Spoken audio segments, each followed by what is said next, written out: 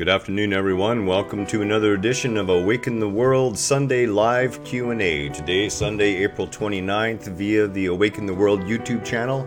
Please remember to subscribe. We are looking to grow our subscriber list and increase and spread the love. Nice to see you all today. Hi, Jennifer. Good to see you. Boy, I tell you, Jennifer, you've captured my heart in this one. I just love seeing you here. It's kind of comforting.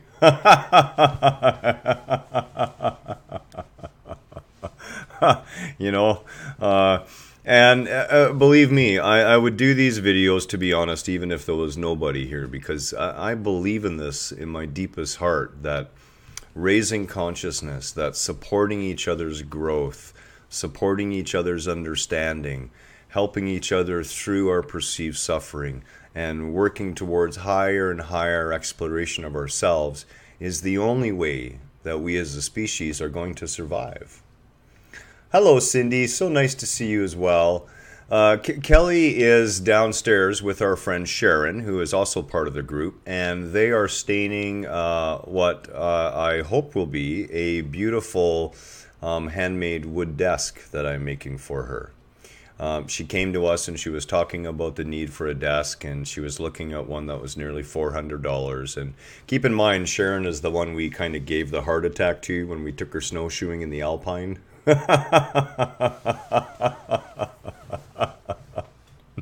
So, and it was her idea to go, so we don't feel bad about it, really. Maybe except for my jokes about leaving her in the tree hole, But, so they're downstairs actually staining this desk, and they're working with a very powerful stain. So I caution them to be mindful of their state of mind, and if they can taste the stain in their mouths, it's time to take a break. And of course, the whole living room here is also filled with the smell of that stain. And it's unfortunate, but that product works very well. And I'll take a picture of the desk before it leaves the house and maybe show it. We'll see how it looks. So we have a live Q&A, and to be honest, I was going to do this a little different. I came here with no subject to speak on at all. And lo and behold, someone sent me a whole list of stuff. And this is what I mean when you have no resistance, okay? When you're not pushing up against the universe, when you're not worrying about it, when you're just allowing whatever is to be in open expectation of the universe fulfilling that which is required. Not what you think is required, but that which is required, which is my way of saying that which is in alignment with my higher being. And really, yeah, glad to hear Sharon's alive. Yeah. Hey, Deborah, good to see you too. Yeah, Sharon's alive and well, and she's in our basement staining right now.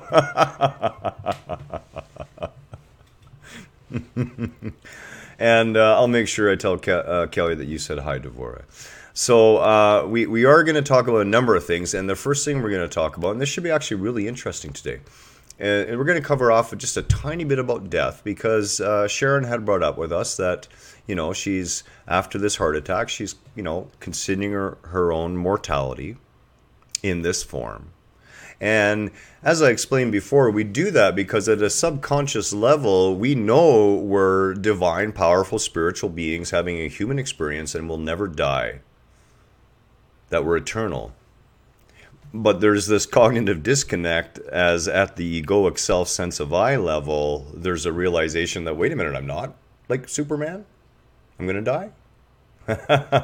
And there's this disconnect. So we were actually just speaking about that prior to the video. And, what it's really about, we talk about preparing those, basements dry. I did most of the external work myself because I couldn't wait for the contractors to show up. And, maybe another, 2 months and we'll have our place back together. So that is going well. Back to where I was. We're talking about death, and what it comes down to is this. We have to open our vision on death, because when we die, it is the right time. You cannot die at the wrong time. You cannot be taken before your time. You cannot have a death before your time or after your time. When you go, it's your time to go. It's the right time. Not only is it the right time for you, but your death, by the very nature of creation, by the very nature of that sea of consciousness, will enhance and benefit and serve all those loved ones you may be worried about. You have to trust me on this. So when we begin to think that way, and as you age you will, honestly, I've started that process with Kelly, not because I think I'm going to die anytime soon, but because I'm also aware that the future is unknown to me. I don't wish to know. That would spoil the surprise. And I really like surprises. But at the same time, the real focus is not worry about what Kelly's going to do, but instead paying attention to the experiences that I wish to communicate to her, that thing of value in me that I wish to convey to her before I would leave this planet. Cindy, you're going to have to tell me what part you want me to say again, a little more specifically, even if you give me the beginning of the sentence, and then I can hopefully remember. You see, what a lot of you don't realize is when I'm speaking in these videos, you'll notice different videos. Like the one this morning, I was into the flow for a little bit, and then I came back out of the flow, and then I went back into the flow, and you'll actually pick it up. In a case like today, where I'm succumbing to the flow and there's a lot of questions, I, Garen, am not really present. I'm still here, but I'm somewhere else. I have to rewatch my own videos a lot of times. And we have a stream delay as well. So hopefully I can re-say that for you. And the reason this came up about death is, like I said, we were just talking about death. And a very valid point. I am trying to decide what it is. Then I'm in the act of... about dying being perfect timing. We tend to have a myopic or narrow view, and we may be able to accept that when we die, it is our right time to die. But you need to know that your death, by the very nature of the sea of consciousness that we are part of and within, this loving universe, our death serves all of those we care about. It does. The lessons are there. It serves us. It serves them. And, this is the beauty of where we live in, that you will come to at some point when your awareness comes up enough, when you've internalized things enough, when you've come into that state of knowing, you will understand what free will is. The reason we have free will is because the sea of consciousness knows there's nothing you could do to harm yourself. That in order to love you fully, it had to give you full power, full playability, no fences, nothing to hold you back. And it isn't just for you, it's for everyone. And the instant you make a decision, the whole of creation shifts and twists and turns in this beautiful dance to bring it all back into balance again and perfect harmony. We cannot escape that. That's the gift. That's the state of being you can come to. And in that state, you will understand that passing from this life to the next life is no different than from one thought to another. It really isn't. That's how thin that doorway is. You're literally going to be here, and then you're going to be there. And in that moment, you will understand exactly what I'm trying to relate to you regarding death right now. Let's move on to the topics of discussion that came up. What if soul ties, that cords needed to be cut?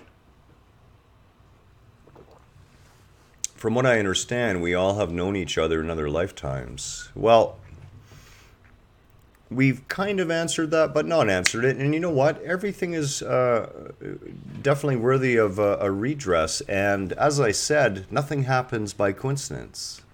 So my decision not to have a topic and the appearance of all these questions is not coincidence. It's synchronicity. It's meant to be.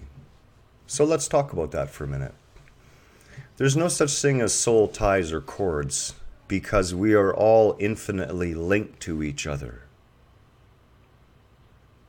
You can't actually have a distance between two souls. It's impossible. What each of us are spans all of creation. We, in our limited point of view, think we're limited to this, rough energy field we would call the human body, but I can tell you from direct experience, you're not. What you are is the all of it. You are the size of creation itself. I kid you not. This is not a joke. This is not a misinterpretation. This is cosmic truth. You span all of creation. Right now, a tiny portion of that which you are is focusing on this concept of I called Garen, or the I called Devora, or the I called Cindy. And in this, we can never be separate from each other. Our separation is perceived.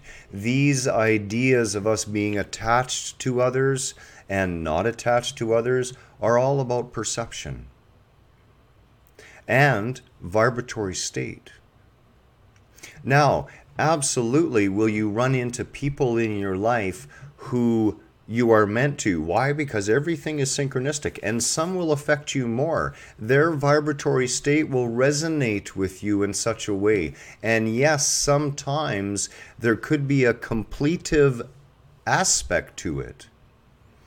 But never confuse the idea of my past lives with them being Garen's past lives, because they're not. There are no cords to cut, Deborah. No, there aren't. Because there's no separation between us. You cannot love and then not love. And everything is love. And we are love. And the love we share is eternal. And the pieces that we resonate with others, that we hold in ourselves of others, and we share with others, cross dimensions of time and space. They forever resonate as part of our being. Where the cords are cut per se is in our thinking and perception of the what and the how and the why, and our failure to understand the beauty and perfection of why sometimes those cords have to be cut.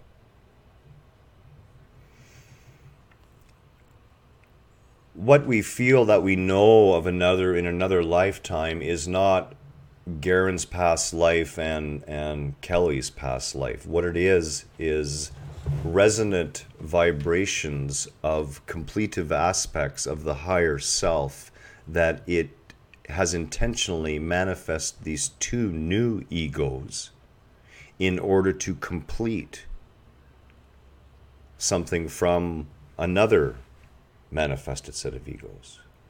And there can be, as we would interpret at our egoic level, that sort of a feeling. But in reality, what we're doing is we're trying to interpret something beyond thought and put it into a frame of reference that we can understand. And I hope that makes that a little clearer for you. Is there a way, isn't allowing and accepting one's station in life in the present a safe place to stay until your possible next steps are revealed? And, you know, this is a question that is fraught with tiger traps, elephant holes, punji stick manholes. Yes, We have to accept and surrender to what is right now. But we should not judge ourselves whether we should stay in a safe place or not. Not judge ourselves whether we should accept and stay in the station we're in. But we should surrender to what the present moment and what to the universe is revealing to us. And if we are not receiving a hell yes on it, if it is not clear to us, then yes, absolutely. You're much better to instead explore what it is in the current station you find yourself in the current situation you find yourself in. Explore more deeply the teachings that are still there for you then. You know, we have to be very careful in how we judge and view life and its purpose. And what happens is we get so tied up in the externals that we miss what the internals are trying to convey, because the externals are simply a manifestation of the internal state of being. So, for example, if your situation is one where you find yourself in a long-term relationship that is not providing the satisfaction you want it to or the growth that you want it to, and you've known that for a long time, and you're finally coming to a place where the suffering of that is growing greater than your fear of the change, in that awareness, you can make the decisions you need to make, but you don't have to hurry it. Allow it to unfold naturally. What you really need to decide is what your choice is, how you're going to live, independent of that situation.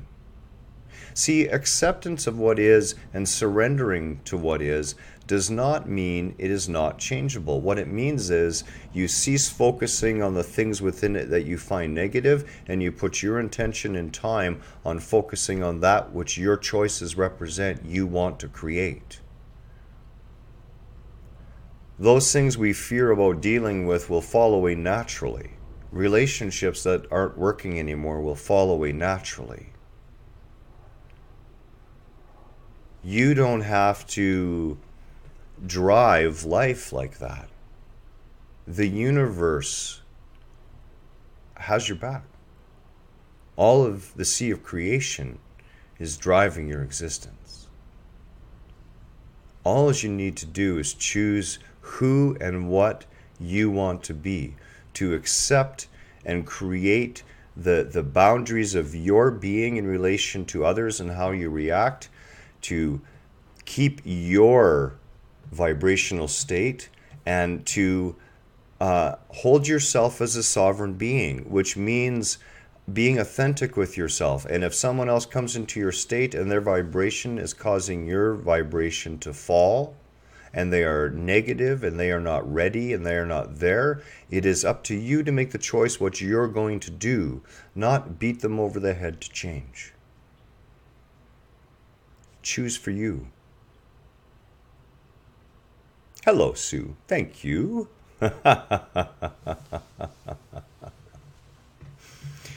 The steps reveal themselves, and many times, like I said, we don't take the steps. The steps occur naturally. The relationships fall away naturally. The situations change and evolve naturally.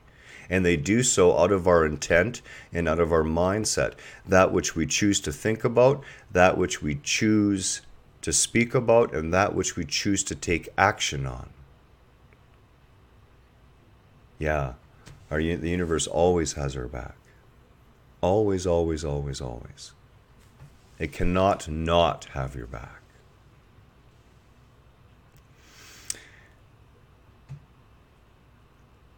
I'm just reading through a little more here. So, when we're talking about understanding things, okay, and this is a big part of the picture of life in which we live, and being clear about how we operate in it, okay? It is so easy to get caught up in the concepts that we see external to us. and then reacting to that concept we see as external. And, really, we've got our vision reversed. We have to switch it around. As soon as I perceive something that I think is external to me, that I see as a problem or an issue, I immediately turn that around and instead look inside myself from where it originated.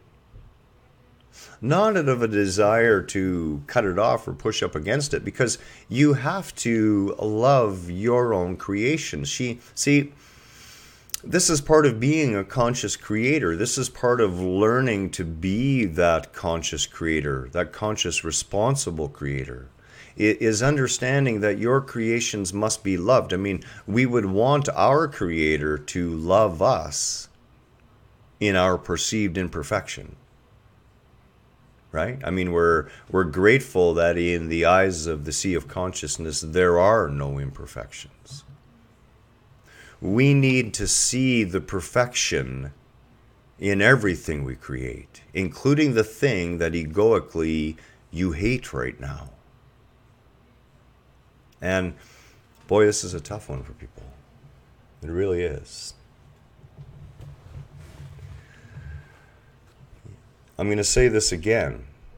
You have to love that which you've created, even if there's a part of you that hates it. You have to understand that that which you create still has a gift to offer you. It can show you what you want. It can show you what you don't want. It can show you deeper how the choices we make impact others and impact ourselves. There are so many things found in everything we create. But loving that creation and continuing to enable that creation and support that creation and keep it going long after its need is fulfilled is foolhardy.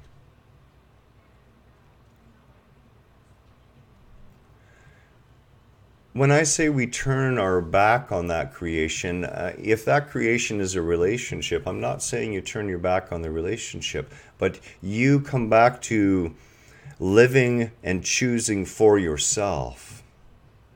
You honor what you've created. You honor the lessons you've received out of it. And then you make the choices for you, and you will see that the things that you worry about what you're going to do and how you're going to do it will work themselves out. But it's all about the level to which you commit yourself. Exactly. Now, let's be clear. When we say illness created, anyone who says, well, all illness starts in your mind as dis-ease, yes, that's true. But the whole of the human race, especially the first world race, those living in the first world and born in the first world, are under attack from before birth by an innumerable list of DNA mutating chemicals from every product imaginable. So when we say illness created, yes, the illness serves, but we're not to blame for that created illness. The point is to understand the lesson in that illness. What is it about myself that I'm not being 100% true with? What is it about myself that I'm not being 100% authentic with? Where am I placing my power in others' hands and need to pull that power back into myself and take responsibility? In every moment of our day, these are the honest questions we need to ask ourselves. And again, it's never to blame. It's all about growth and awareness, and this is the love. Exactly. In everything that occurs to us, we're able to see what works and what didn't work. We're able to grow. We're able to evolve. We're able to mature. And, the people who we would perceive that would hurt us the most are often our best teachers. And, getting through those so-called hard lessons empowers us. We understand then that indeed we are strong. Cindy says she's slowly unraveling. That's the beauty of it, really, okay? And I love the way you put it, Cindy, unraveling, right? When we think of unraveling something, we think about taking a small package and it opens up. It becomes larger somehow. We unravel it like you unravel a hot air balloon before you blow it up. And this little tiny bag that contained that silk balloon is unraveled and begins to fill all of space. Devora says, I'm seeing how I loved with conditions rather than loving unconditionally, and now I can. And, it's a constant battle. It's certainly not a switch, okay? And we're not to blame. We were taught conditional love mostly from our parents. Most parents, unintentionally, taught us to love conditionally. Most people's religions, especially if you're in Christian religions, teach you that love is conditional. If you obey God, then God loves you and you go to heaven. But if you disobey him, how can he love you and send you to hell for all eternity? He must hate you. When we did what we were supposed to when we were young, our parents rewarded us. When we did what they didn't want us to do, we were punished. And we came to learn that there was different levels of love, and they were applied differently. And of course, it really comes back to us. The reason we love conditionally as adults is we feel we're being slighted in some way, that we're not getting what we want, what we expect. And, I have to say, there's nothing more freeing than dropping all expectations. It doesn't mean you stop living. What it means is that you begin to live in the flow of life. And those things which we would see as harming ourselves, take a larger perspective. You're infinite. This is one tiny segment of the miraculous human soap opera that your multiple existences is. Some of the issues, some of the weekly shows are dark and they're deep. And they're sad. And we cry and we wail and we feel like we're under this mound of depression. And some episodes are joyous and filled with life and expectancy of a grand future. These are all part of the experiences that we incorporate and take into our being and then cross back to the other side with. Reintegrate into the whole with, and then are born again in whatever form we choose. And understanding the reality that you are so much more than your name, and when I say that, I mean the little sense of self, this corporal being, but at the same time, what this corporal being is now sentient. It is sentient consciousness within that sea of consciousness. It is never lost, never misplaced, never forgotten, and only grows.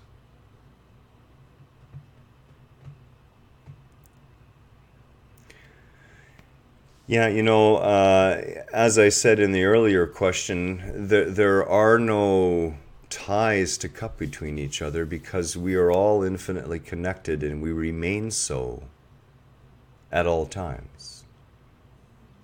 In finer and finer states of meditation, you will find yourself connecting with more and more beings who you don't even know personally.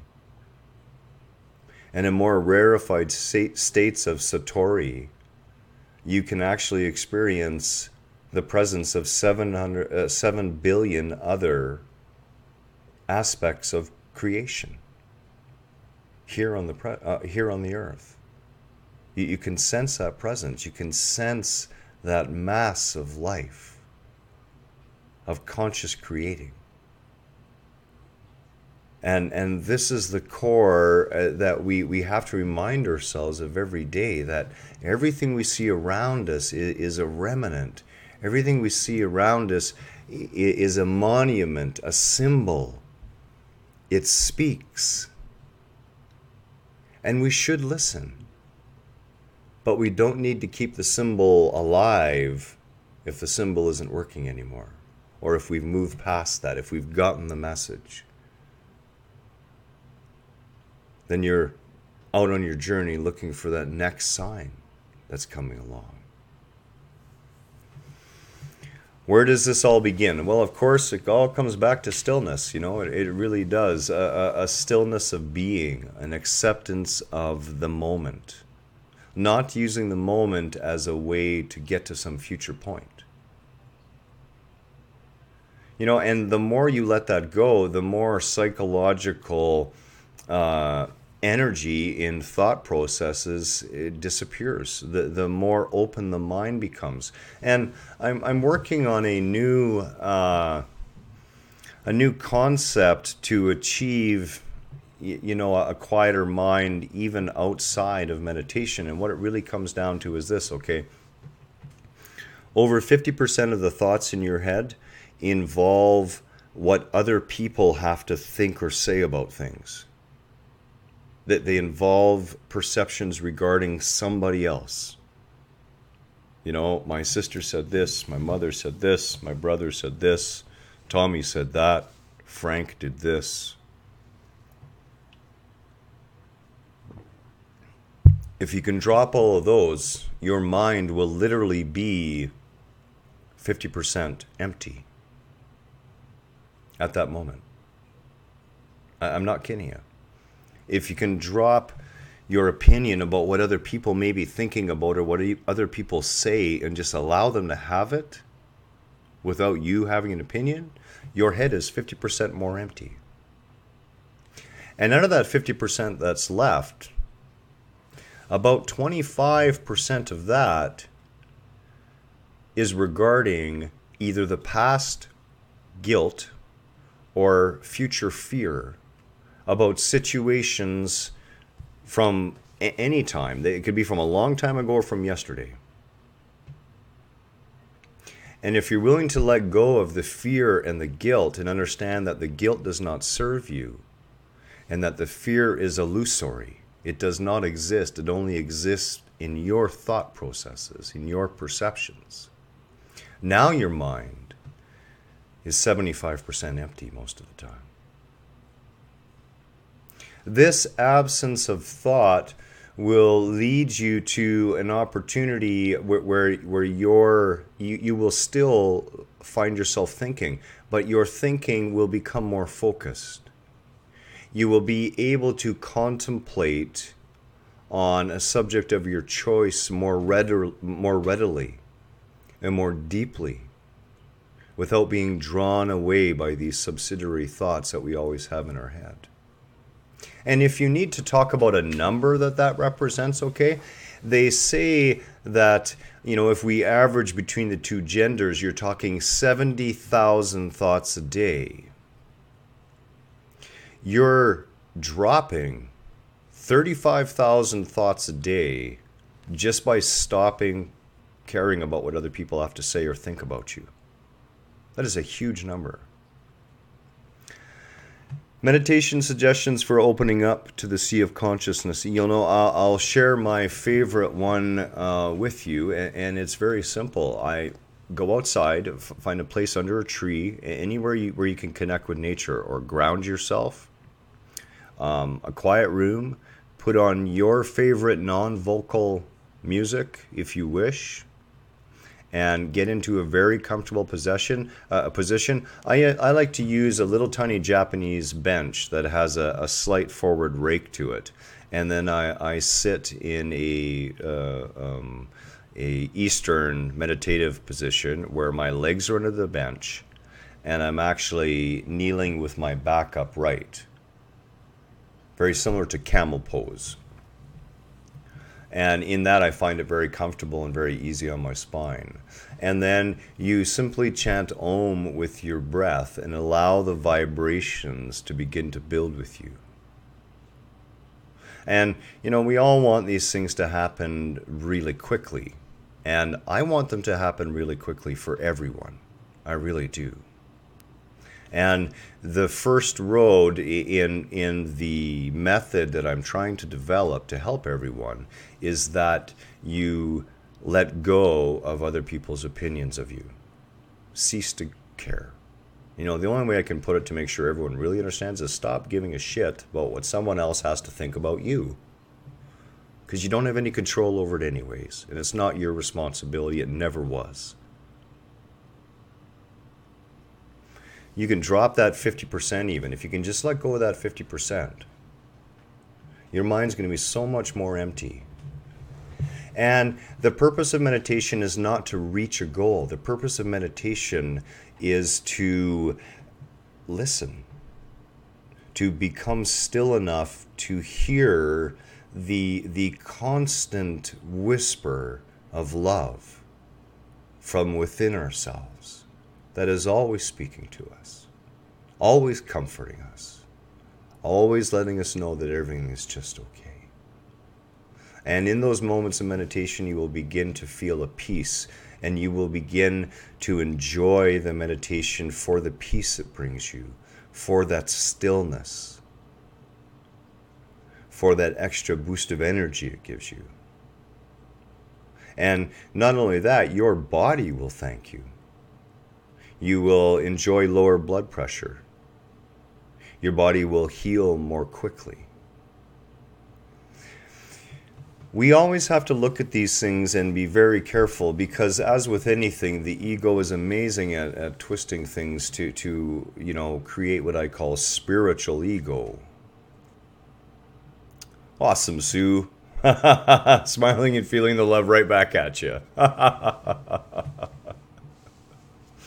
You know, and in this state of spiritual ego, what we're looking for is, you know, a way out.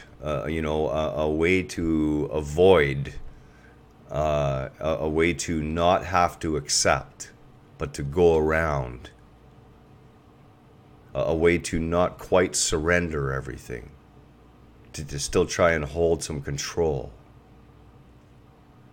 And, you know, this is why we have free will. That sea of consciousness, God, our creator, that creative essence of the all, says, go ahead. Have all the perceived control you think you have. But understand that you're responsible for the results. And that I'm always here for you when you're ready to let go. I'm always here to care for you. I'm always here to make things right. And, you know, here's what we do, okay? We try to hold the reins, even though all our past experience shows us that we're repeating the same patterns, and then we're wondering why the results are the same. Isn't it so much better to know that what you're really here to do is do this? And just let it all go? To wash your hands of it? And to start choosing for yourself?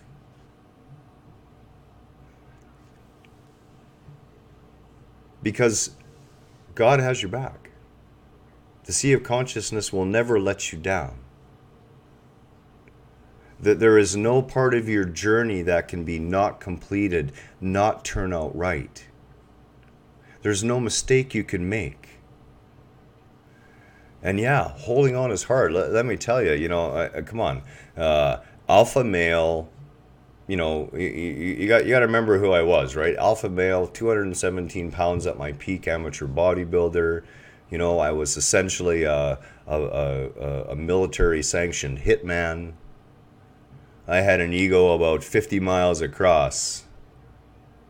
I would walk down the street and my glare would make people just, it was like Moses parting the Red Sea. They would just get out of the way. And that was the sort of person I was. That was the sort of, and control was everything. I had to control every instant of every part of my existence had to be just right. Do you know how creepy trouble that is for your head? Did you know how much stress I put on myself by being that way? How tall am I? 5'11". To give you an example, I wear a 44 right now in a jacket, a 44 with a narrow waist, because I have a 31-inch waist and a 44-inch chest. But back in the day, I had a 29-inch waist and a 49-inch chest. And my arms measured 22 and a half inches at the bicep. That's how large I had gotten. And I couldn't support the weight. It was doing nasty things to my joints as well. And the point is, though, is that I had to control everything. Everything was about physical control.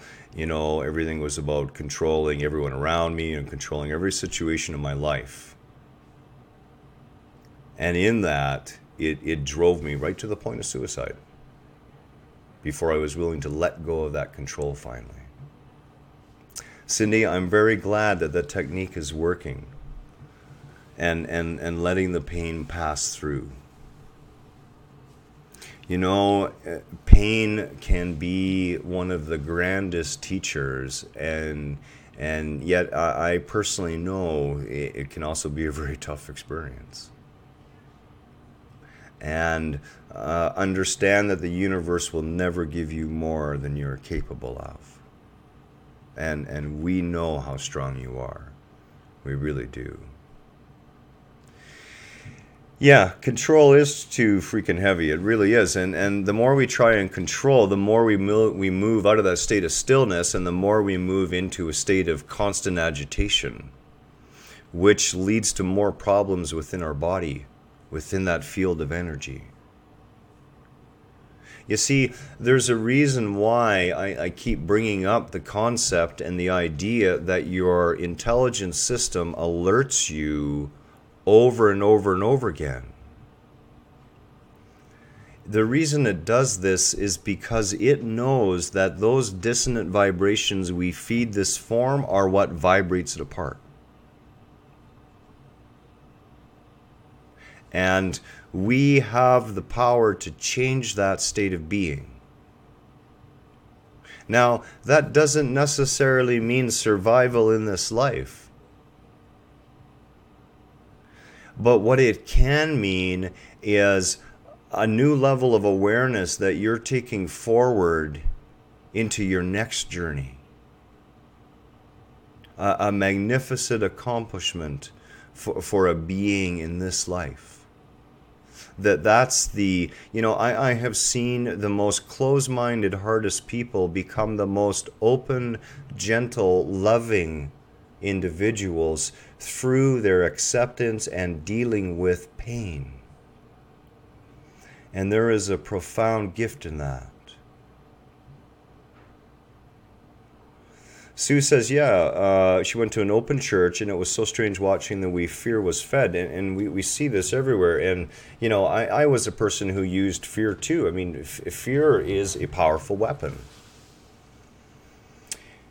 Most of what we're going through, whether it's, you know, North Korea this time, or China this time, or Iran this time, or Iraq this time, or ISIS this time, or Afghanistan, I don't even remember the last terrorist group name, Al-Qaeda. I mean, the list goes on and on. All they are is labels we put on mass fear, because you don't have to deal with a society and control them through force. Fear is so much cheaper and easier. You just get them afraid enough and they'll hand you all their rights. And if you haven't seen the movie yet, and you know, I'm a little split on recommending this because I just simply can't agree with the violence anymore, okay? But there's a profound point to the movie V for Vendetta. And yes, it is a violent movie, and again, I do not support that violence. I've been a man of that violence, and I know what it does, and I do not support that. But at the same time, there is a profound statement happening. As I said, everything, no matter how base, no matter how we may think of it appearing to be like at the lower echelon of our society, like a porn magazine, for example, believe it or not, there's a message in one of the articles in there too. Not that I go looking at them,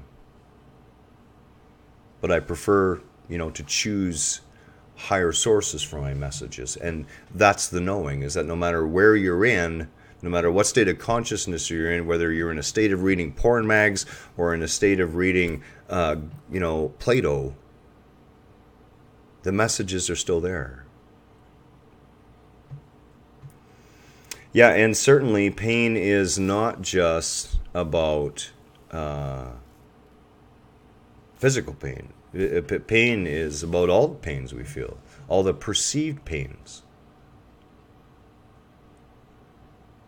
And there can be a very real correlation between physical pain and emotional pain, where we take on so much emotional pain that it begins to manifest itself physically. And these are only questions we can answer, and I would caution everyone, and I do always come back to this, okay? You are your own sovereign being. You have to make the decision for you as to what this represents. You can't go to somebody and say, tell me what this means. All you can do is ask for advice and then evaluate that advice for yourself. It's your message. It's your existence. It's your evolution. One last question that we have here, and this question came in via a viewer, and that is what is your stance on, I think it was Devora actually, what is your stance on getting readings? You may have previously answered, discard question. So getting readings done. Now, whether it's a tarot reading or a psychic reading, well, actually, let's separate those, okay? Any reading that involves a prop, whether it's this little plastic container or a pencil or a deck of tarot cards or the I Ching or runes or bones, it doesn't really matter. If it involves a prop, that prop is literally serving as a facilitator for the subconscious self to manifest an answer, okay, the higher self to manifest an answer with no resistance in the material plane to block it. Right? Our higher selves is speaking to us every day, in every way, in every moment. Becoming attuned to that is often difficult. The prop, like a deck of tarot cards, for example, or a set of angel cards, in that stillness works this way. It allows us to access that higher self and receive a message. If we're talking about going to see a psychic, for example, to have a psychic reading, go ahead. Choose a reputable psychic, someone who people who've gone through to personally. And pay attention to what they say. If the psychic is just reaffirming whatever your grand egoic desire is, there's a really strong chance that you would not want to go to that psychic. I would stick to what Cindy says. I do intuitive tarot readings, and I'm continuously flabbergasted at what truths come through. But it does work. Absolutely does work. You're far better to trust yourself, Devora. I would say go buy a deck of tarot cards. Pick a deck of angel cards or some other form of card that resonates with you, or some other method that resonates with you. With me, I've had a lot of lives that come out of the East.